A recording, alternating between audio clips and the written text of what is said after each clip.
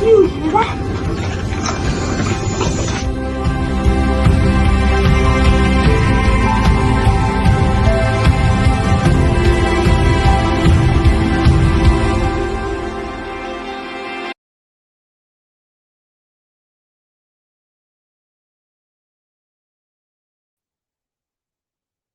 Hello, how are you? So, guess what? We're doing this in several different places at once, all at the same time. We are live on StreamYard and Facebook, and we're hopefully going to connect with Instagram, and we're on Clubhouse. This is smart work, my friend. How are you, Florentina? How are you, lovely friends? It's been so long since I've caught up with you, and it's so good to catch up with you again. Today, I have brought my high-vis vest, my high-vis shirt, and if we look underneath the pocket, we can see it's a lot brighter there than it is on the outside of this well-worn shirt. I thought I would wear it because today we're going to read The Little Yellow Digger at the Zoo. Now, this is a story that was written by some friends, and they live in Auckland. And this is a story about the little... Hey, Flo, how are you, darling? Say hi. What have you got to say? What are you going to say to Granny Mac? Ready? Do it together. Ready? What's she got? Thank you for the book, she said. Oh, you got it. Yeah. That is so cool. Woo! We're a big fan. Look. Oh no, Florentina. Oh. Just hit the baby on the head with the book. Oh, Flo, you funny thing. I don't know. That's it. She's okay now. Sorry.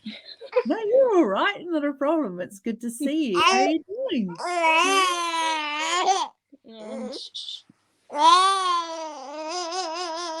Oh dear. Hold that a minute. Do you want to mute the mic, darling? And then we'll be able to read the story for you. Would that be good?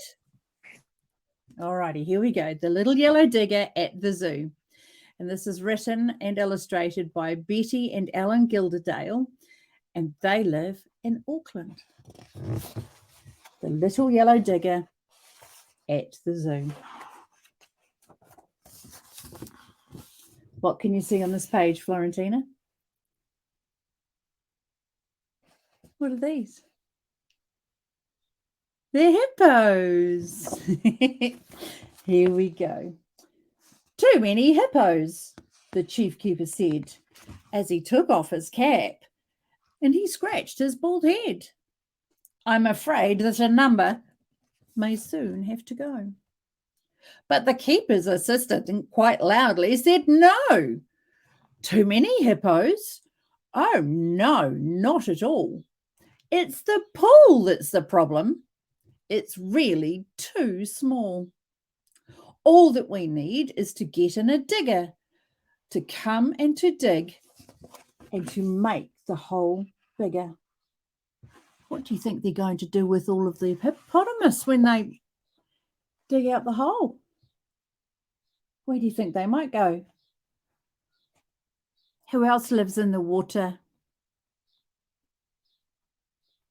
Otters live in the water. Do you think they might have a hole that's big enough to share with the hippos? I'm not sure. What else lives in the water? Ducks live on the water. But I think their pond would be a little bit too small for the hippos, wouldn't it? What else lives in the water, I wonder? Geese and swans. What about in the water? Fish. Let's have a look and see what they do. The Little Yellow Digger arrived the next day. And you see the little yellow digger? And there's a driver in his old overalls, just like mine. I've got my old overalls on. And the keepers took all of the hippos away. Where do you think they're going to go?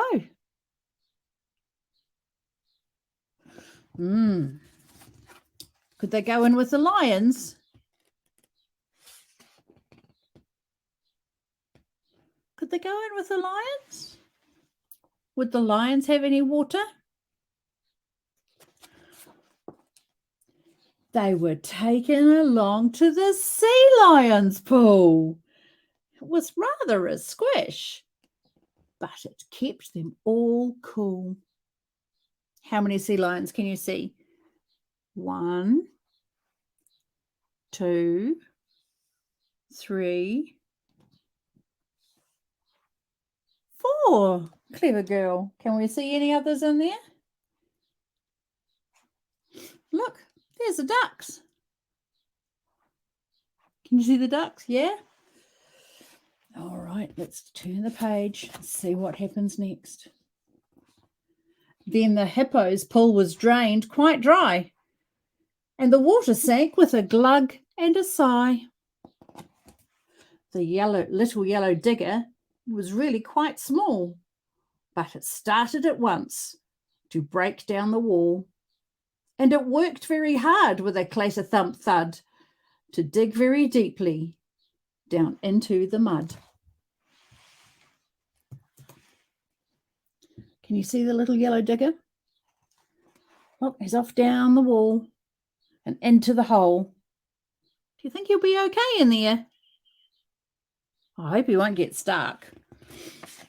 Let's turn the page and find out.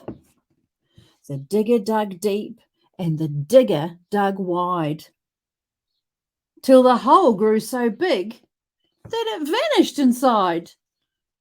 Where's he gone?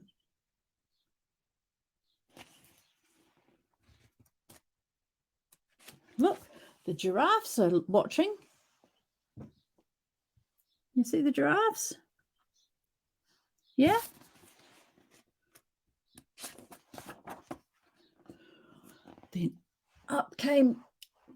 Then up from below came a worrying shout.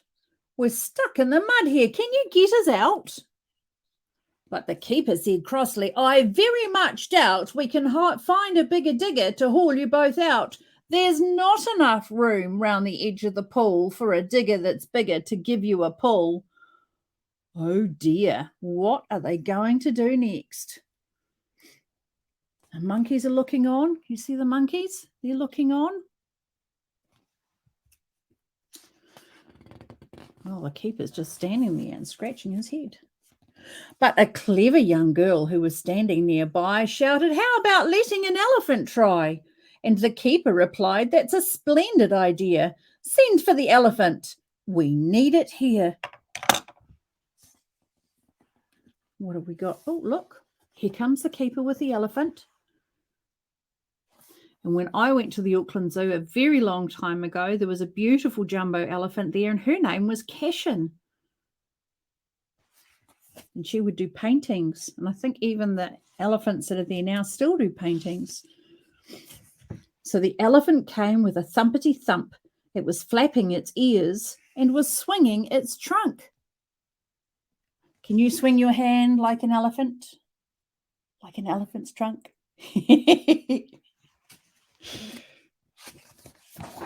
What are they going to do now? Oh, look at that cheeky duck sitting right up there on the elephant's bottom. Then they harnessed it up and they threw a rope down to the driver, who caught it and wound it around. He made loops and some knots that he pulled very tight. That's done it, he shouted. We'll soon be all right. Can you see the digger way down there in the bottom of the hole? It's very yellow, isn't it? And where's the elephant? Way, way, way up there on the bank. All harnessed and ready to give it a yank. Let's see what happens. Then the elephant gave a strong tug and a pull, and slowly from out of the wide, empty pool, the digger appeared. But what very bad luck! What's happened? Did it get stuck? I think it got stuck, didn't it? Even with the elephant pulling with all of her might. It slipped over sideways and ended up stuck. Uh-oh, now what are they going to do? The keeper's assistant said, "Leave it to me. We'll fix up a pulley by using that tree." Well, that's a good idea. Do you think that will get the elephant, give the elephant some help to get the digger out? Let's see what happens. We'll turn the page. He cautiously clambered along the tree bough and tossed down the rope to the keeper, who now tied it on to the elephant so that it could pull that small digger upwards and out of the pool. Look, that cheeky duck. It's stuck. Do you think his wings might tickle the keeper's feet? Tickle, tickle, tickle. Tickle, tickle, tickle. Could that be the answer? Oh, no, not at all. The digger was swinging. It seemed it would fall. It was swaying and dangling high up in the air. "It's no good," they all cried. "It just can't be left there." Now what are they going to do? The elephant's done her job and the digger's pulled up out of the mud. But what's going to happen to the digger? The duck can fly.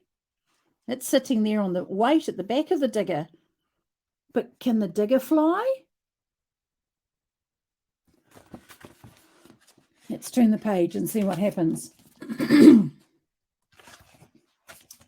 We need a strong animal on the far side to pull it right over, the cross keeper cried. But we've no other elephant left in the shed. Well, bring out a camel, the clever girl said. So they brought out the camel, which wrinkled its nose as it snuffled and snorted and dug in its toes. But in spite of the fact that its temper was short, it was tied with a rope that was then made quite taut. Can you see how they're going to get it out now? I'm not sure still. Let's turn the page and see if we've got some better ideas. "Now pull," yelled the keeper. He shouted, "Heave ho!" And the camel was gently persuaded to go. It tugged on the rope, but the digger still hung over the hole where it teetered and swung. What are they using to tempt the camel with? Can you see? What food are they using? What are these here?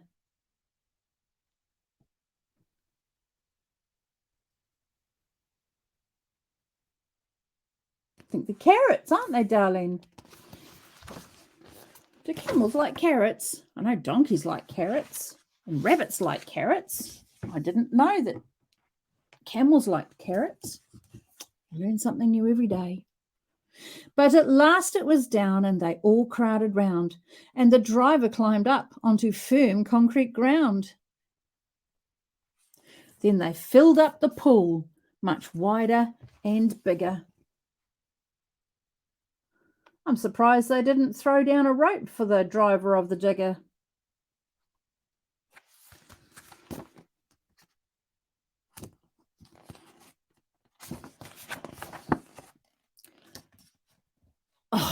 Oh, what's happening here? What's the elephant doing? The elephant has sucked up a whole lot of water in her trunk and is now washing all the mud off the digger. And look, the duck is happy there underneath the water. And then the elephant squirted the keeper and the cross camel too. Look at that. The elephant squirting the keeper and the camel.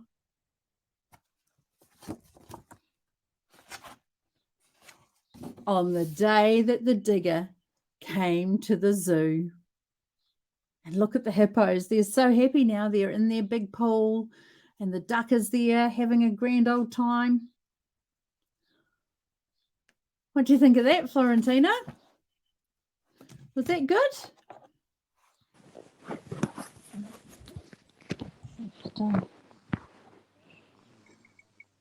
How was that? Is it good? Is it all right? Yeah? Thank you. So tell me about the new book that you got, sweetheart. You got lots, didn't you? Just show how many books we've got. From all the lovely authors that have been on so far. We've got your one. Obviously yours takes top of the pile. Yeah. Who else have we got? Pete the Shark. Oh, what's that next one? I can't quite see it. That's the last one, mate. Huh? You put out the last. Yeah, you do it. I can't see. I've got Sophia on my lap. If you pop Pete the Shark on top of Cecil, then we might have room for the next book along. Gonna run out of space. It's too many books. Isn't that wonderful? We've got some Look good at all of those bedtime reading. There you go. Lucky girl. Yeah.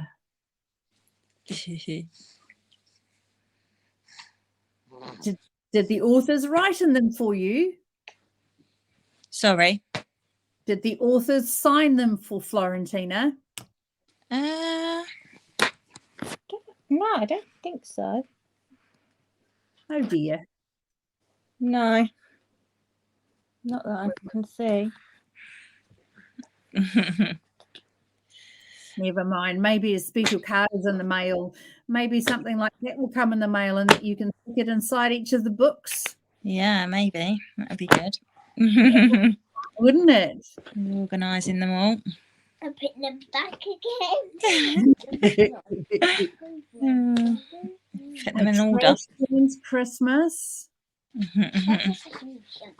Bella. She's very busy. Busy bee. Yeah. Well, it's wonderful to see how busy she's feeling. You're not busy bee. You're busy bee. She's full of energy. Oh, that's wonderful to see. Lots of stories for you to share with Sophia. Yeah, definitely.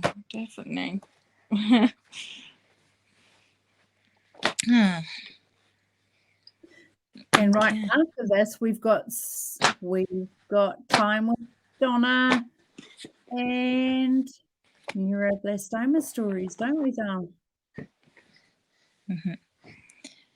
Yeah.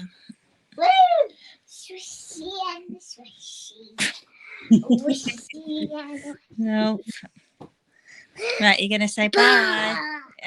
Bye-bye, sweetheart. So bye. Thank you very much.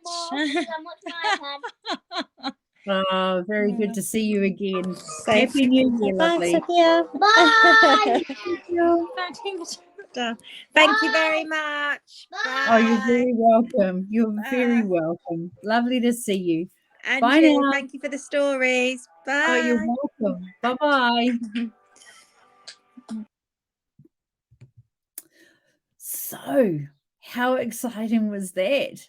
Florentina received her first box of books from our amazing authors, and Flo can now read along to all of the stories from our past Storytime authors, plus a few new friends to meet over the next few weeks.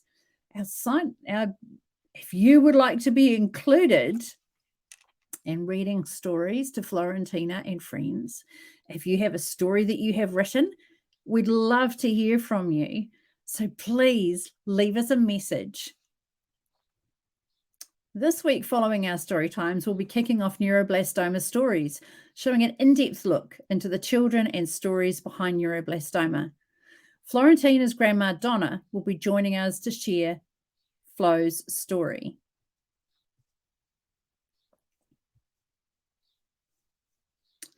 And if I can just see this picture, Florentina begins the next stage of treatment in her fight against this deadly childhood cancer. And we're now racing against the clock to raise the vital funds needed to get Florentina onto a clinical trial in New York. The trial will begin when Florentina has completed all of her frontline treatment in the UK. So how can you help? Well, we're in desperate need of prizes for our events. These can be in the form of prizes which we can hand out on the night, prizes which we can post to winners, vouchers for prize winners to redeem at your place of business, discount codes to use on your website, a free service from your company, or any other form of prize that you can think of to donate. All the companies will be promoted when you donate a prize.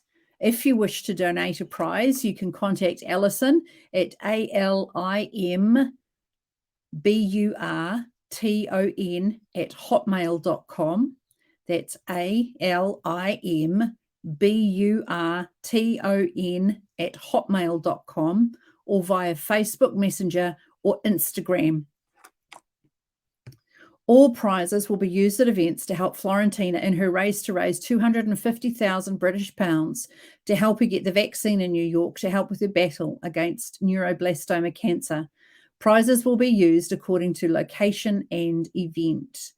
We're already at the £150,000 mark, and that's thanks to so many wonderful people who have already donated, and we couldn't be more thankful for all that you have given and all that you have already done.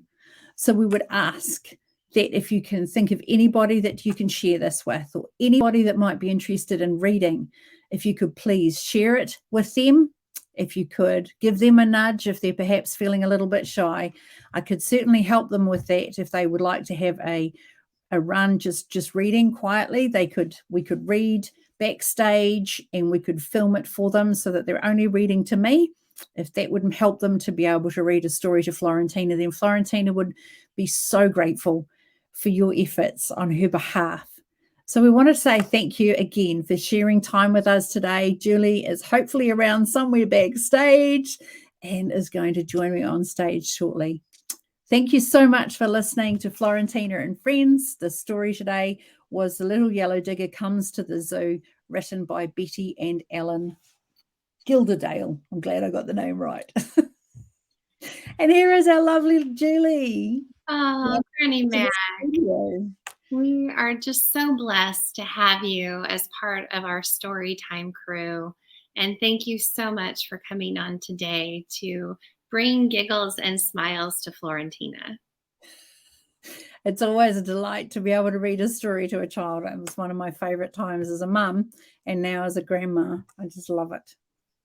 Watching her count along as you were counting and looking for all the animals, you could just see her following along throughout the entire story. So thank you again so much for being part of our rainbow and part of our authors from around the world who come and read stories, and to see all those books laid out on the bed. It's so exciting. It really was. We'll have to talk about putting a book plate in each of those books from each of the authors, especially for Florentina. That would be pretty special. I think that is a great idea. I look forward to doing that together. Well, Yes. thank you for today. Please join us, because in less than about 6 minutes, right at 7:30, we're going to be coming back here live with Grandma Donna. And Grandma is going to showcase a little bit into Florentina's cancer journey. Fighting neuroblastoma since May, their world has been flipped upside down. And we are excited to have an in-depth look of what Florentina's fight and journey looks like. So stay right here on SpeakUp Events. We will be back in just a few minutes with Florentina's grandma, Donna Marino. Thank you, Granny Mac. Thank you, everyone, for being here. If you've had a chance to please tell us where you are listening in from in the chat box. Florentina loves to see how many new friends that we get to make around the world. We've got Alison Burton saying hi, and Donna Marino So good to see with you and connect with you today. I completely forgot to click over to the comments. There's so much happening here today, and it's just so amazing that we can connect around the world and bring this big rainbow hug for Florentina and for her friends, and to really raise awareness around neuroblastoma cancer. But it's also a really great way for authors to be able to connect with Florentina and with her family, to be able to share the delight of reading your book with a child who is just so grateful to be able to when I was a child, I would have loved to have met Enid Blyton or Arthur Ransom or Uncle Remus. Oh my goodness, that would have been just the best ever. And, because of modern technology, we're able to do this now with Florentina. So as I said before, if you are nervous about reading your story or you're not sure about reading your story, hey, talk to me on Facebook and let's see if we can video it just between you and me. And that way you won't feel quite so awkward about perhaps doing this online. It's not as scary as you think it is. It's just up here. But when you lead from here, that's when when you lead from your heart, that's when the rainbow and something really special happens. Look, I've even got rainbow fingernails today. And we are live on Clubhouse, streaming live on Facebook and LinkedIn. So we are hitting all the social media. Wow. Storytime and Miss Granny Mac. And if you are looking for ways to connect with Granny Mac, you can reach her at www.grannymac.co.nz. So please reach out there. Cecil gets a haircut. We have Roxy's Best Day Ever that's coming out soon. And there are many more stories to come from Miss Granny Mac. Yes, there's even I'll tell you a story about a little yellow digger that arrived in our backyard to dig out a bit of a mess. And Papa Mac burst the tires on his trailer. How did he do that? Wow. You might have to go over to my Facebook page next week and see the trailer for what happened when Papa Mac put too much dirt in his trailer. We cannot wait for that.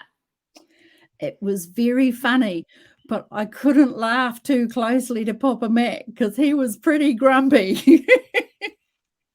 I can imagine when things go awry. Yeah, he was just, he wasn't happy. Poor old Papa Mac. He wasn't happy.